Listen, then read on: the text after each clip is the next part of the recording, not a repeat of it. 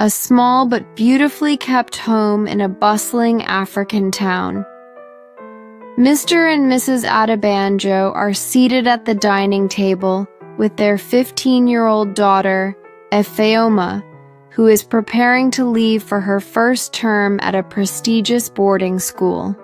Vibrant town of Ibadan, the Adebanjo family was known for their strong values and dedication to education. When Ifeomy was accepted into a top boarding school, her parents were filled with pride and hope for her bright future. Mrs. Adebanjo carefully packs Ifeomy's belongings while giving her advice. Mr. Adebanjo joins in, sharing words of encouragement. Mrs. Adebanjo, Ifeomy, remember that you're going to school to learn and grow. Stay focused, avoid distractions, and always make the right choices. Mr. Adebanjo, this school is an opportunity for you to shine, Ifeomy. Make us proud, but remember, we're always here if you need guidance. Ifeomy, smiling, I will, Daddy. I promise to make you proud. Filled with excitement and determination, Ifeomy was ready to embrace her new life. But little did her parents know, the challenges ahead would test her in unexpected ways. Ifeomy arrives at the boarding school. The campus is bustling with students, teachers, and parents. Ifeomy is shown settling into her dorm room, where she meets her outgoing roommate, Bisi. Bisi. Welcome to the school, Ifeomy. You're going to love it here. But let me warn you, it's not just about books and exams. There's a lot of fun too, if you know where to look. Ifeomy, curious. What do you mean by that? Bisi, smirking. You'll see soon enough. Just make sure you don't get caught. Ifeomy's determination to focus on her studies was strong, but the freedom and social dynamics of boarding school would soon pull her in different. During an inter-house sports competition, Ifeomy catches the attention of Tunde, a charming senior student. They exchange glances and later strike up a conversation. Tunde, you must be new here. I'm Tunde. It's nice to meet you. Ifeomy, smiling, shyly. I'm Ifeomy. Nice to meet you too. Tunde's charisma and confidence made an impression on Ifeomy. Their friendship began innocently, but it didn't take long for it to evolve into something deeper. Ifeomy and Tunde begin meeting in secluded areas of the school.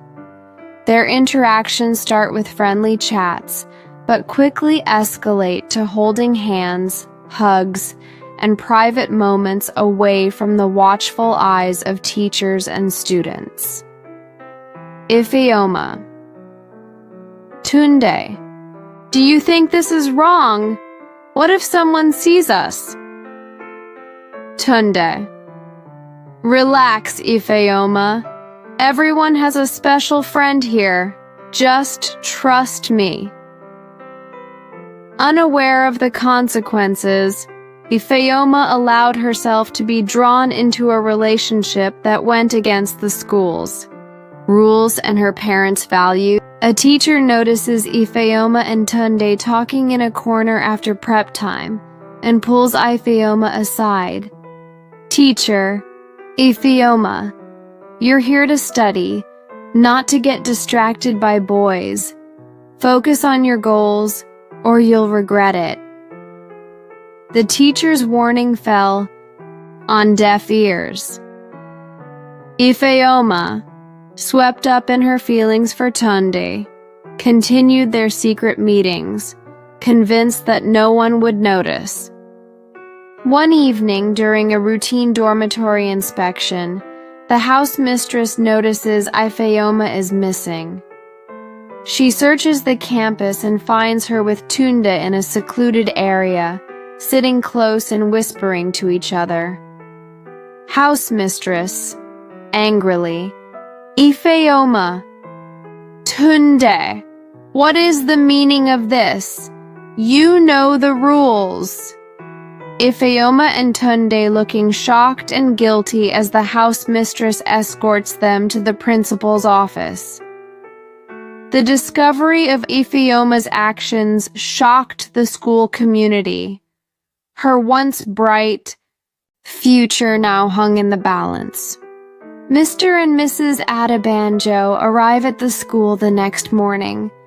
They sit in the principal's office, visibly upset as the principal explains the situation. Principal, Mr. and Mrs. Adebanjo, Ifeomy has broken the school's rules.